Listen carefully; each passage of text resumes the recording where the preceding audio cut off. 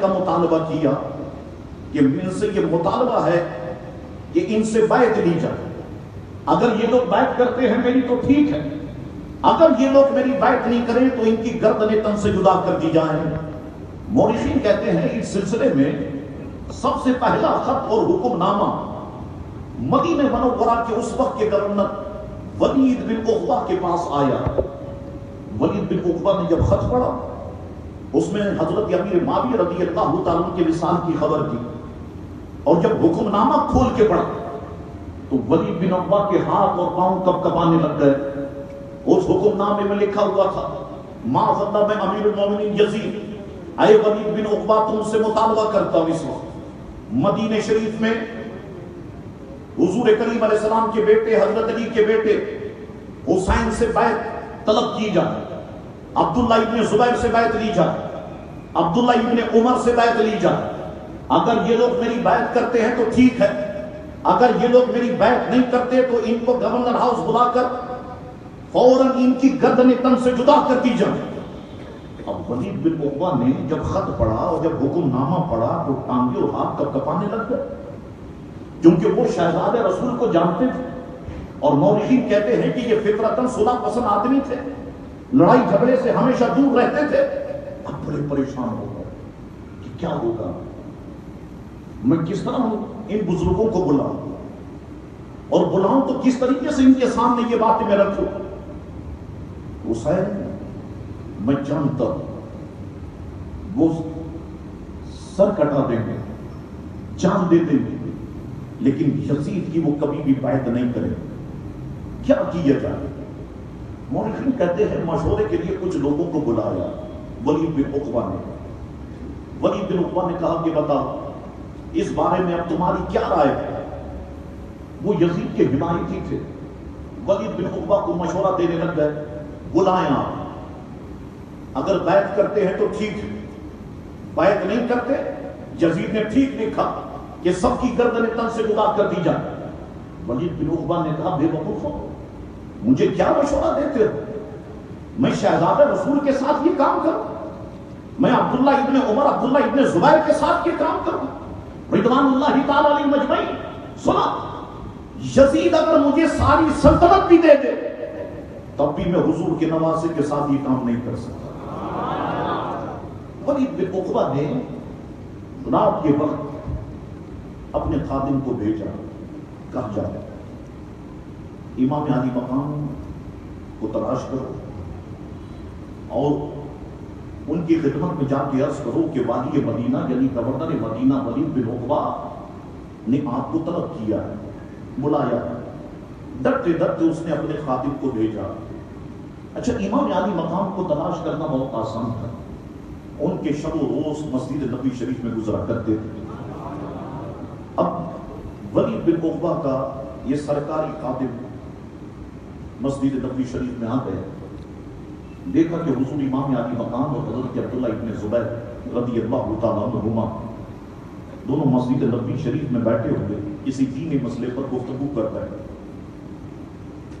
جب امام علی مقام نے اس کو دیکھا تو قریب بلایا. جانتے تھے؟ فرمایا کیا ہوا، کس لیے آئے؟ یہ خادم بھی ڈر ڈر کے عرض کرنے لگا حضور والی مدینہ گورنر مدینہ ولید بن عقبہ نے آپ کو طلب کیا. امام علی مقام نے فرمایا ٹھیک ہے تم جاؤ، ہم تھوڑی دیر میں آتے. آپ دونوں کو بلایا ہے، عبداللہ ابن عمر کو بھی بلایا. فرمایا جاؤ ہم تھوڑی دیر میں آتے.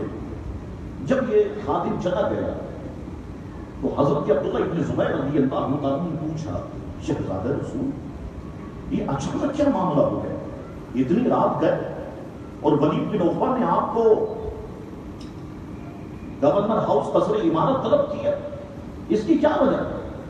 حضور امام علی مقام نے فرمایا رات میں نے خواب دیکھا اور خواب میں دیکھتا ہوں کہ حضور امیر معاویہ رضی اللہ عنہ کا انتقال ہو گیا ہے، اور یقیناً ایسا ہی ہوا ہوگا، یقیناً ایسا ہی ہوا ہوگا.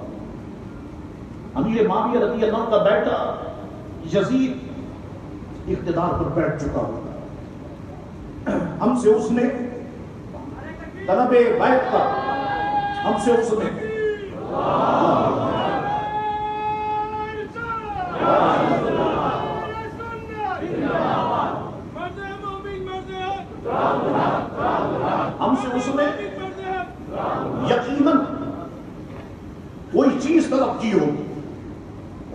یزید کو اچھی طریقے سے جانتا. حضرت عبداللہ ابن زبیر نے کہا شہزادہ رسول پھر کریں گے کیا؟ فرمایا چلتے ہیں. عبداللہ ابن عمر کو بھی لے لیتے ہیں, چلتے ہیں. یہ تینوں بزرگ مورخین کہتے ہیں گورنر ہاؤس کی طرف بڑھے تو حضرت امام علی مقام نے 20 نوجوان اپنے ساتھ لے لیے, اور جب گورنر ہاؤس پہنچنے لگے تو 20 نوجوانوں سے فرمایا یہیں پر رک جاؤ, ہم اندر جائیں گے, اور جب تم سنو کہ گورنر ہاؤس میں میری آواز بلند ہو رہی ہے تم 20 کے 20 نوجوان گورنر ہاؤس میں داخل ہو جانا, خبردار یہاں سے کوئی نہیں جائے. انہوں نے کہا ٹھیک ہے شہزادہ رسول. اب حضرت امام علی مقام, امام حسین, حضرت عبداللہ ابن زبیر اور حضرت عبداللہ ابن عمر رضی اللہ تعالیٰ عنہ یہ تینوں گورنر ہاؤس میں داخل ہو گئے. گورنر ہاؤس میں داخل ہوئے تو ولید بن عقبہ نے بڑی معذرت چاہی. حضور میں آپ تینوں سے بڑی معافی مانگتا ہوں, بات کچھ ایسی ہے کہ آدھی رات آپ کو طلب کرنا پڑا. کہا بات کیا ہے؟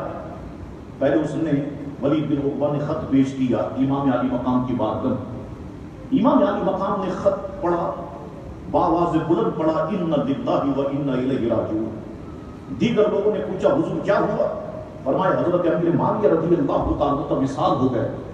کہا حضور خط آپ نے پڑھ لیا؟ اب ڈرتے ڈرتے ہاتھ کب کب آتے ہیں ولید بن عقبہ کے, اور اس نے حکم نامہ پیش کر دیا حضور ذرا اسے بھی پڑھیں. امام علی مقام نے جب پڑھا, پڑھتے گئے امام علی مقام اور چہرے مبارکہ کا رنگ سرخ ہوتا چلا گیا. کہا حضور اب آپ کیا کہتے ہیں؟ یزید کی بیعت کے بارے میں آپ کا کیا خیال ہے؟ اللہ اکبر, اب ہاشمی خون ہے جو رگوں میں دوڑنے لگ گئے. اب امام علی مقام نے جو جملے کہے اس کو سنو, مورخین نے لکھے. فرمانے لگے اے والی مدینہ, گورنر مدینہ سنو, ہم اہل بیت نبوت ہیں. روزانہ فرشتے بلا ناغہ میرے گھر میں آتے ہیں. اللہ تبارک و تعالی نے میرے گھر کا مقام, میرے رسول کے اہل بیت کا مقام بہت بلند کیا ہے. اور تم جانتے ہو یزید شرابی ہے, فاسق ہے. اس ہاتھ کو کہ جس ہاتھ کو رسول اللہ نے چوما ہو, جس ہاتھ کو مولا علی نے موسے دیے ہو, جس ہاتھ کو پیاری فاطمہ چومتی ہو, جس ہاتھ کو میرے بھائی جان حسن نے چوما ہو, یہ ہاتھ کٹ جائے گا لیکن یزید کے ہاتھ میں نہیں جائے گا. جان دے دوں گا, سر دے دوں گا, لیکن میں یزید سے بیعت نہیں کروں گا. سنا تم نے؟ اللہ اکبر. امام علی مقام نے بڑا منہ توڑ جواب دیا. عجیب کیفیت ہو گئی ولید بن مغیرہ, جو اس کے ساتھ یزید کے چمچے بیٹھے تھے ان کی بھی بڑی عجیب کیفیت ہو گئی. پھر وہ مشورہ دینے لگے دیکھو تمہارے سامنے اتنی سخت بات کہہ کر کے یہ چلے گئے اور تم نے کچھ نہیں کیا. اس نے کہا میں اپنی جان دے سکتا ہوں, شہزادہ رسول کے خلاف زبان نہیں کھول سکتا. یہ حضور کریم علیہ الصلوۃ والسلام کے شہزادے ہیں. اللہ اکبر. اب یہاں پر ایک سوال ہے کہ آخر یزید امام علی مقام سے بیعت کیوں طلب کر رہا تھا؟ کیوں چاہتا تھا وہ کہ امام علی مقام اس کی بیعت کرے؟ کئی اور بزرگ تھے جنہوں نے بیعت سے انکار کر دیا, یزید نے کچھ نہیں کہا. امام علی مقام سے طلب بیعت کیوں؟ مورخین نے سوال کو اٹھایا اور جواب دیا, فرماتے کیونکہ وہ ملعون جانتا تھا پوری دنیا میں اس وقت رسول کے شہزادے صرف امام حسین ہیں. دنیا بھر کے مسلمانوں کی گردنیں ان کے ہاتھ میں ہیں, ان کی مٹھی میں ہے. حسین اگر ایک حکم دے دے لوگ اپنے بیوی بچے امام حسین کے قدموں میں قربان کر دیں گے, اپنی جانیں قربان کر دیں گے. اگر یہ میرے ساتھ ہو گئے تو ساری دنیا میرے ساتھ ہو جائے, سارے لوگ میرے ساتھ ہو جائیں گے. مورخین کہتے ہیں دوسری طرف امام علی مقام نے بیعت سے انکار کیوں کیا؟ اگر امام علی مقام بیعت کر لیتے یزید تو آپ کو سونے چاندی میں توڑ دیتا, ہیرے جواہرات میں توڑ دیتا, زمرد یاقوت میں توڑ دیتا, دینار اور دراہیم کے ڈھیر لگا دیتا. آپ نے بیعت سے انکار کیوں کیا؟ فرماتے امام علی مقام جانتے تھے یہ فاسق ہے, فاجر ہے, ظالم ہے. اگر امام علی مقام یزید سے بیعت کر لیتے, مورخین کہتے پھر کہ اسلام کے چہرے پہ ایسا داغ لگ جاتا جو کئی بار دھونے سے بھی نہیں دھلتا. اور لوگوں کے لیے یزید کا ہر عیب پھر عیب نہیں رہتا. لوگ کہتے صاحب اگر یزید اتنا ہی غلط تھا تو پھر رسول اللہ کے شہزادے امام حسین نے ان کی بیعت کیوں کی؟ امام علی مقام اس باریکی کو سمجھ رہے تھے تو حضرت امام علی مقام نے بیعت یزید سے انکار کر دیا. اب وہ لوگ جو یہ کہتے ہیں تقیہ جائز ہے، اور مجھے جواب دے اگر تقیہ جائز ہے تو امام علی مقام نے اس مقام پہ تقیہ کیوں نہیں کیا؟ ماننا پڑے گا کہ تقیہ کرنا ناجائز ہے. حق کو حق کہنا، باطل کو باطل کہنا، جھوٹ کو جھوٹ کہنا، یہ ہر مسلمان پہ ضروری لازم اور واجب ہے. اللہ اکبر. اب حضرت امام علی مقام نے یہ گفتگو کی. مورخین کہتے ہیں گفتگو کرنے کے بعد اپنے گھر تشریف لے آئے. صبح ہوئی تو امام علی مقام نے سارے گھر والوں کو جمع کیا، خاندان کے افراد، اہل بیت، صحابہ کرام بھی موجود ہیں، سب کو جمع کیا اور ان کے سامنے رات والی بات پیش کی کہ ایسا ایسا ہوا اور میں نے گورنر ہاؤس جا کر اس طرح کی گفتگو کی ہے، اب بتاؤ کہ آپ کی کیا رائے ہے؟ ہاشمی خاندان، رسول اللہ کا خون ان میں گردش کر رہا. سارے خاندان کے افراد کہنے لگے سلام ہے حسین آپ نے جو گفتگو کی ہے، آپ کا جو نقطہ نظر ہے وہی ہمارا نقطہ نظر ہے، ہم گڑ جائیں گے، مر جائیں گے، یزید کی بیعت نہیں کریں گے. امام علی مقام نے فرمایا اب دیکھو میں نے بیعت یزید سے انکار کر دیا، اب کیا ہوگا؟ وہ ولید بن عقبہ کو ان کے عہدے سے معزول کر دے گا، کسی ظالم کو وہ گورنر مدینہ بنا دے گا، والی مدینہ بنا دے گا. پھر ہوگا کیا؟ بیعت کے مقابلے میں شدت آ جائے گی، ادھر سے بھی تلواریں چلیں گی، ادھر سے بھی تلواریں چلیں گی. نتیجہ کیا نکلے گا؟ میرے نانا کا مدینہ شریف خون سے رنگین ہو جائے گا، اور میں نہیں چاہتا کہ میرے نانا کا مدینہ شریف خون سے رنگین ہو. یاد رکھو حضرت عثمان غنی رضی اللہ تعالی اللہ اکبر شہید ہو گئے لیکن تلوار نہیں نکالی. گورنرز کانفرنس جب منعقد ہوئی مدینہ شریف میں، حضرت سیدنا امیر معاویہ رضی اللہ تعالی نے کہا حضرت عثمان غنی سے امیر المومنین مجھے آپ کی شہادت کا بہت ڈر ہے، آپ کے قتل کیے جانے کا بہت ڈر ہے، آپ میرے ساتھ شام چلیں، وہاں کے لوگ بہت وفادار ہیں، آپ چلیں، آپ کی حفاظت کریں. حضرت عثمان غنی نے فرمایا چاہے کچھ بھی ہو جائے میں اپنے آقا کا مدینہ نہیں چھوڑوں گا.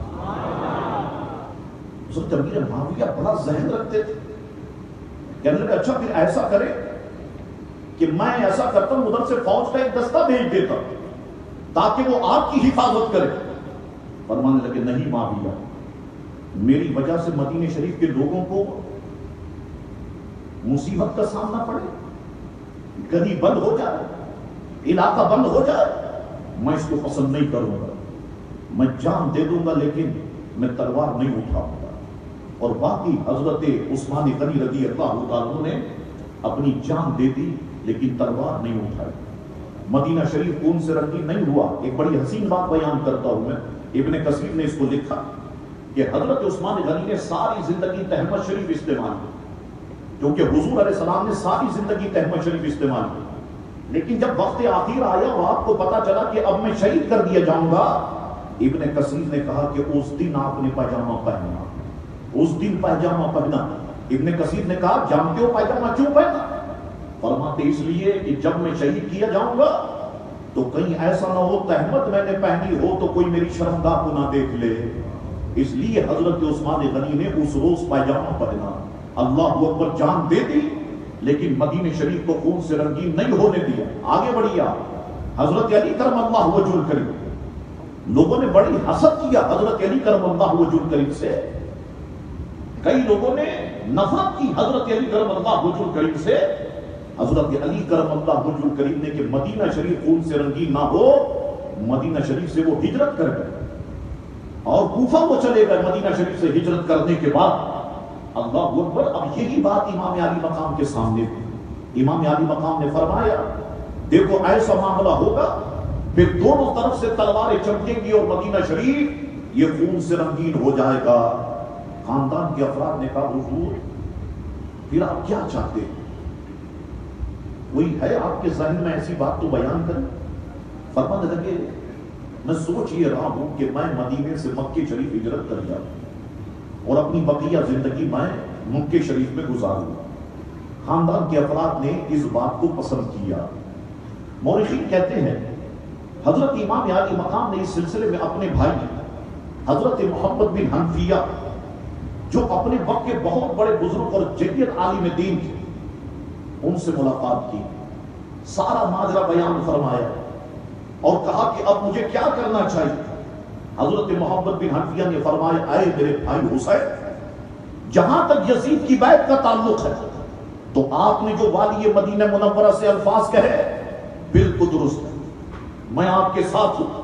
یزید اس قابل ہی نہیں ہے کہ اس سے بیعت کی جائے، لیکن آپ کی یہ بات کہ آپ یہاں سے چلے جائیں مکہ شریف میں، یہ آپ کے سامنے معاملہ ہے کہ کئی مدینہ شریف خون سے رنگین نہ ہو۔ تھوڑا صبر کر لے، میں بیمار ہوں، میں ٹھیک ہو جاؤں گا تو پھر میں اور آپ ہم سب یہاں سے جو ہے وہ ہجرت کر جائیں گے۔ حضور امام عالی مقام نے اپنے بھائی سے فرمایا آپ یہیں پر رہیں، یہاں کے جو حالات ہوتے ہیں اس کی خبر آپ مجھ کو دیتے رہیں، میں اپنے بیوی بچوں کے ساتھ یہاں سے ہجرت کرتا ہوں۔ اب حضرت امام عالی مقام مدینہ شریف ہجرت کی تیاری کرتے ہیں اور تیاری مکمل ہونے لگی۔ حضرت محمد بن حنفیہ آپ سے گلے ملے اور لپٹ کر بہت روئے۔ اب حضرت امام عالی مقام امام حسین رضی اللہ تعالیٰ عنہ مدینہ شریف سے ہجرت کرنا چاہتے ہیں۔ کون سا مدینہ؟ وہ مدینہ کہ جو حضور علیہ السلام کو بہت محبوب ہے، یعنی فرمایا گیا کہ نبی اس جگہ انتقال فرماتا ہے جو جگہ اس سے سب سے زیادہ محبوب ہو۔ تو جب مدینہ حضور کو اتنا محبوب ہے، ایمان سے بتاؤ پھر امام عالی مقام کو مدینہ شریف کتنا محبوب ہوگا، کتنا پیارا ہوگا امام عالی مقام کو مدینہ شریف۔ آپ کی پیدائش ہی جو ہے وہ مدینہ شریف میں ہوئی تو کتنا پیارا ہوگا آپ کو مدینہ شریف۔ لیکن حالات ایسے بن گئے، نقشہ ایسا کھینچ گیا کہ حضرت امام عالی مقام کے لیے مورخین کہتے ہیں کہ ضروری ہو گیا کہ آپ مدینہ شریف سے ہجرت کریں۔ آپ نے تیاری کا سب کو حکم دیا۔ حکم دینے کے بعد مورخین کہتے ہیں کہ آپ مسجد نبوی میں آئے، ریاض الجنہ میں عبادت، نوافل، ذکر و اذکار مصروف ہو گئے۔ جب اس سے فارغ ہوئے تو آپ نے دعا کی، مورخین نے وہ دعا بھی لکھی۔ اے میرے اللہ، یہ تیرے نبی کی قبر اطہر ہے اور میں تیرے نبی کی بیٹی کا بیٹا ہوں، جن حالات سے مجبور ہو کر جا رہا ہوں مولا تو جانتا ہے۔ میں نے ہمیشہ نیکی کو اختیار کیا اور بدی سے اجتناب کیا۔ اے اللہ، میں تجھ سے صاحب قبر کا واسطہ دے کر عرض کرتا ہوں، تو میرے لیے وہ راستہ پیدا فرما جس میں تیری اور تیرے رسول کی رضامندی ہو۔ امام عالی مقام اس طرح سے دعا کرتے رہے اور زار و قطار روتے رہے۔ امام عالی مقام دعا سے فارغ ہوئے تو مورخین کہتے ہیں کہ دعا سے فارغ ہونے کے بعد اب حضور کریم علیہ السلام کی مزار شریف پر حاضر ہوئے اور امام عالی مقام درود و سلام پڑھتے رہے، زار و قطار روتے رہے، ہچکیاں بن گئی، کیفیات تبدیل ہو گئی، حضور کریم علیہ السلام کی مزار شریفہ سے لپٹ گئے امام عالی مقام۔ اللہ اکبر، تھوڑی دیر کے بعد دیکھا فرشتوں کی جماعت کثیرہ ہے اور حضور کریم علیہ السلام فرشتوں کی جھرمٹ میں جلوگر ہے۔ سیدنا امام عالی مقام کو حضور علیہ السلام نے اپنی آغوش میں لیا، سینے اقدس سے لگایا اور چوما اور کہا اے میرے پیارے حسین، میں تمہیں دیکھ رہا ہوں، تم ان قریب خاک و خون میں تڑپائے جاؤ، میری امت کے چند اور ساتھیوں کے ساتھ زمین کربلا میں تم ظلم کے ساتھ ذبح کیے جاؤ، تمہیں پانی بھی میسر نہیں ہوگا، اس کے باوجود قاتل میری شفاعت کے امیدوار ہوں گے، خدا کی قسم ان کو میری شفاعت نصیب نہیں ہوگی۔ گھبراؤ نہیں حسین، تم ان قریب اپنے ماں باپ کے پاس پہنچ جاؤ گے اور تمہارے ماں باپ تمہارے دیدار کے مشتاق ہیں۔ حضور کریم علیہ السلام نے یہ قبر تھی۔ اسی حالت میں امام عالی مقام اپنے نانا جان سے روتے ہوئے عرض کرتے ہیں، اے میرے پیارے نانا جان، میری دنیا میں جانے کی کوئی خواہش نہیں ہے سوائے اس کے کہ آپ مجھے یہیں اپنی قبر میں جگہ دے دیں۔ حضور علیہ السلام نے امام عالی مقام کو تسلی دی، نہیں پیارے میرے بیٹے حسین، ابھی تمہیں دنیا میں تمہارے لیے رجوع ہے، کیونکہ تمہیں شہادت کا وہ بلند مرتبہ پانا ہے جو خدا نے تمہارے لیے لکھ دیا ہے، اور اس میں تمہارے لیے عظیم ثواب ہے۔ اسی حال میں حضرت امام عالی مقام امام حسین آنکھوں میں زار و قطار آنسو ہیں، حضور کی بارگاہ میں عرض کرتے ہیں، یا رسول اللہ میرا آخری سلام آپ قبول فرمائیں، اب پتہ نہیں زندگی میں حاضری ہوگی بھی یا نہیں ہوگی، میں مدینے آؤں گا بھی یا نہیں، میں روزے پہ حاضر بھی نہیں ہو سکوں گا یا نہیں، میرا آخری سلام قبول فرمائیے۔ حضرت ابو بکر صدیق کی مزار شریف پہ حاضر ہوئے، حضرت فاروق اعظم کی مزار شریفہ پر حاضر ہوئے، آپ نے وہاں پر سلام پیش کیا اور پھر روتے ہوئے حضرت امام عالی مقام امام حسین رضی اللہ تعالیٰ عنہ اب اپنی والدہ مہربان حضرت طیبہ حضرت سیدہ طیبہ طاہرہ حضرت فاطمہ رضی اللہ تعالیٰ عنہا کے مزار شریف پر آ گئے۔ مورخین کہتے ہیں یہاں حاضری دی، زار و قطار روتے رہے، اپنی والدہ مہربان کے مزار شریف سے لپٹ گئے اور لپٹتے ہوئے کہتے ہیں، اے میری پیاری امی جان، آپ کے نازوں کا پالا ہوا حسین اور آپ کی آنکھوں کا نور حسین، آپ کے دل کا سرور حسین، کہ جس کی ذرا برابر تکلیف بھی آپ برداشت نہیں کر سکتی تھی، اب وہ حسین مجبور ہو کر مدینہ طیبہ سے جا رہا ہے۔ امی جان، آج سے پہلے قبر پر حاضری دے کر دل کو تسلی دے لیا کرتا تھا، اب حاضری کی سعادت سے محروم ہو رہا ہوں، آپ کی جدائی سے دل ہے کہ ٹوٹ رہا ہے، آپ جانتی ہیں کہ میں مجبور ہوں، اور اب آپ کے لاڈلے حسین کی آزمائش کا وقت قریب آ گیا۔ امی جان میرے لیے دعا فرمائے کہ میری جان چلی جائے لیکن میرے نانا کے دین پر داغ نہ آنے پائے۔ حضرت امام عالی مقام نے مورخین کہتے ہیں کہ یہ کلمات کہے، زار و قطار ہوتے رہے، درود و سلام پیش کرنے کے بعد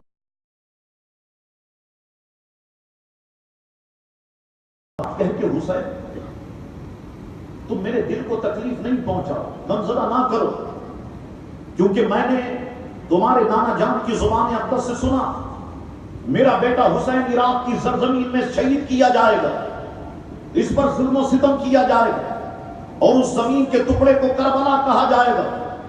میرے پاس تو وہ مٹی بھی شیشی میں محفوظ ہے جو خود تمہارے نانا جان نے مجھے دی تھی کہ ام سلمہ اس کو سنبھال کے رکھنا، جب یہ شیشی میں مٹی خون بن جائے تو سمجھ جانا میرے بیٹے حسین کو شہید کر دیا گیا ہے۔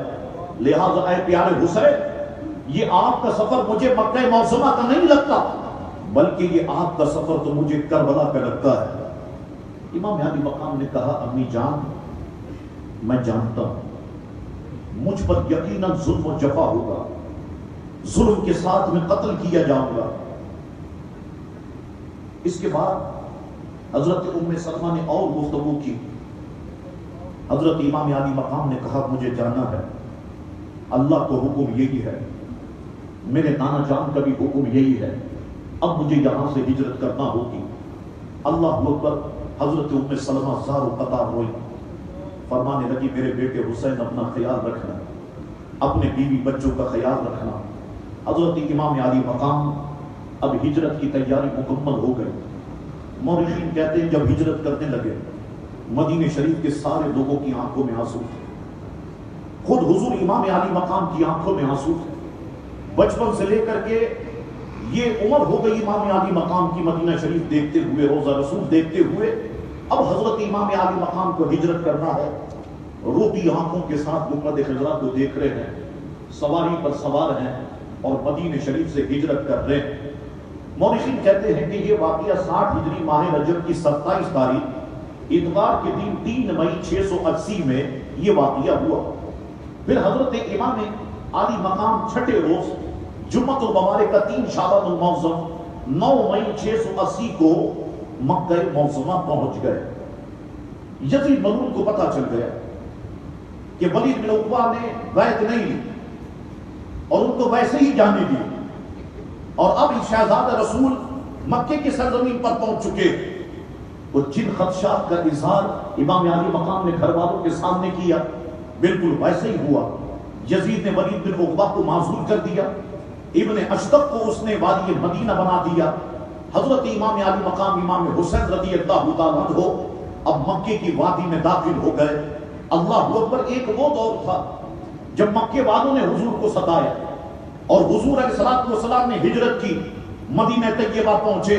طلع البدر علینا من ثنیات الوداع کے فلک شگاف نعرے بلند ہونے لگ گئے۔ آج معاملہ دوسرا ہے، آج مدینے سے حسین مکے پہنچتے ہیں، سارا مکہ امام حسین کے استقبال کے لیے کھڑا ہو گیا، اور تباہ استقبال ہوا۔ حضرت امام علی مقام امام حسین رضی اللہ تعالیٰ کا ہر شخص خوش ہو گیا، خوشی کے آنسو ان کی آنکھوں سے رکنے کا نام نہیں لے رہے تھے۔ حضرت امام علی مقام میں کچھ مہینے یہاں پر گزارے۔ مورخین کہتے ہیں شعبان، رمضان شریف، شوال، ذیقعدہ سکون کے ساتھ گزرے۔ ساری نماز امام علی مقام خود پڑھاتے۔ سوچو ذرا، کعبے کے سامنے شہزادہ رسول ہے، امام ہے، نماز پڑھا رہے ہیں، اور لوگ جوق در جوق آتے۔ امام علی مقام کے آنے سے پہلے ہی صفیں پر ہو جاتی اور امام علی مقام تشریف لاتے اور نماز کو آپ مکمل فرماتے۔ یہ مہینے بڑے سکون کے ساتھ گزرے، شعبان، رمضان، شوال، ذیقعدہ۔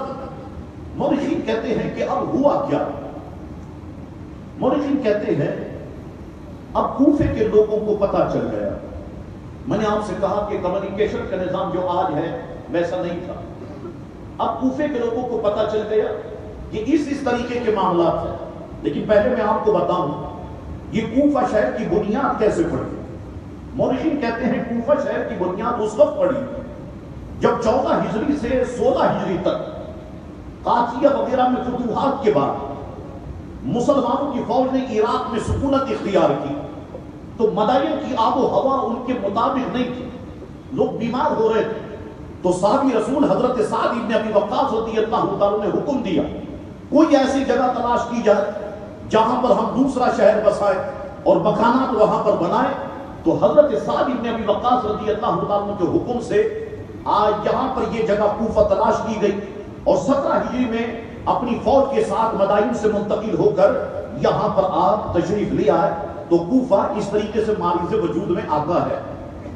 کوفیوں کی خبر پہنچی کہ امیر معاویہ رضی اللہ تعالیٰ کا انتقال ہو چکا اور یزید ملعون اقتدار پر قابض ہو چکا، اور امام علی مقام سے اس نے بیعت کا مطالبہ کیا۔ امام علی مقام نے انکار کر دیا اور مکہ شریف اور مدینہ شریف سے وہ مکہ شریف تشریف لے گئے۔ اب یہ سارے کوفی مورخین کہتے ہیں سلیمان بن سرخ کے گھر جمع ہوئے، میٹنگ، کیا کیا جائے، ہمیں شہزادہ رسول کا ساتھ دینا چاہیے، یہ وقت بڑا نازک وقت ہے، یزید فاسق ہے، یزید فاجر ہے، یزید ظالم ہے، یزید شرابی ہے، ہمیں حسین کا ساتھ دینا چاہیے۔ سارے لوگ جمع ہوئے، اور جمع ہونے کے بعد انہوں نے کہا کہ سارے جتنے معززین ہیں کوفہ کے وہ خط لکھے امام علی مقام کے نام۔ حضور آپ تشریف لائے، آپ کوفے آئیں، ہم آپ کی حفاظت کریں گے، ہم آپ کے ہاتھ پر بیعت کریں گے، ہم آپ کا ساتھ دیں گے۔ اب لوگوں نے خطوط لکھنا شروع کر دیے، اور کافی تعداد میں یہ خطوط امام علی مقام کی بارگاہ میں پہنچے کہ ہم آپ کو یہاں پہ بلا رہے ہیں۔ یہاں پر گورنر کوفہ صحابی رسول حضرت نعمان بن بشیر رضی اللہ تعالیٰ عنہ ہیں، حضور آپ تشریف لے آئیے، ہم آپ کا ساتھ دیں گے، ہم آپ کے دائیں لڑیں گے، ہم آپ کے بائیں لڑیں گے، ہم بھرپور آپ کا ساتھ دینے کی کوشش کریں گے۔ مورخین کہتے ہیں کہ اس حوالے سے پہلا خط عبداللہ ابن سبی حمدانی اور عبداللہ بن دال کے ہاتھوں حضور امام علی مقام کی خدمت میں آیا، اور پھر دیگر خطوط بھی تمیمی، قیس بن مسہر، عمار بن عبداللہ وغیرہ 10 رمضان 60 ہجری کو یہ خطوط حضور امام علی مقام کی بارگاہ میں مکے میں پہنچنا شروع ہو گئے۔ 2 دن ہوئے کہ 53 خطوط آ گئے۔ اور پھر خطوط کا سلسلہ جاری رہا. یہاں پر ملا باقر مجلسی جس کا تعلق دوسرے فرقے سے ہے، اس نے اپنی کتاب جلال العیون میں لکھا کہ 72,000 خطوط خود ہمارے لوگوں نے لکھے، 12,000 خطوط خود ہمارے لوگوں نے لکھے امام علی مقام کو بلانے کے لیے کہ آپ کوفہ تشریف لے آئیے، ہم آپ کی بیعت کریں گے، ہم آپ کا ساتھ دیں گے، بھرپور طریقے سے ہم آپ کا دفاع کریں گے. مورخین کہتے ہیں اب یہ 12,000 سے اوپر بھی تعداد بیان کی، خطوط جمع ہو گئے، آپ آئیں آپ آئیں آپ آئیں آپ آئیں. حضرت امام علی مقام کے سامنے سارے معاملات تھے، اب کیا کیا جائے؟ وہ میں آگے ایک پیراگراف آپ کو سناؤں گا حضور نعیم الدین مراد آبادی رحمۃ اللہ علیہ کا، جو آپ نے سوانح کتاب اپنی کربلا، سوانح کربلا میں آپ نے اس کتاب میں لکھا، میں آپ کو سناتا ہوں. کہتے ہیں امام علی مقام کے پاس آخری خط جو آیا وہ حامی بن حامی سبئی اور سعید بن عبداللہ حنفی کے ہاتھوں امام علی مقام کی خدمت میں پہنچا. اب امام علی مقام نے کوفے والوں کو جواب لکھا تم لوگوں کے بہت سے خطوط ہم تک پہنچے جن کے مضامین سے ہم آگاہ ہوئے، تم لوگوں کے جذبات اور عقیدت اور محبت کا لحاظ کرتے ہوئے میں فی الفور اپنے چچا کے بیٹے، اپنے چچا زاد بھائی، اپنے معتمد خاص حضرت مسلم ابن عقیل کو بھیج رہا ہوں. وہ کوفہ پہنچیں گے، کوفہ کے حالات کے بارے میں مجھے خط لکھیں گے، ان کا خط جیسے ہی میرے پاس پہنچے گا انشاءاللہ حسین کچھ ہی دنوں میں تمہارے پاس کوفہ پہنچ جائے گا. یہ جواب آپ نے لکھ کر کے دیا. اللہ اکبر. مورخین کہتے ہیں یہ خط امام علی مقام کا ثابت کرتا ہے کہ اہل کوفہ کی شدید اصرار پر حضرت امام علی مقام نے اپنے چچا زاد بھائی حضرت مسلم ابن عقیل کو وہاں پر بھیجا تاکہ وہ جائیں اور جانے کے بعد مجھے وہاں کی اطلاع دے.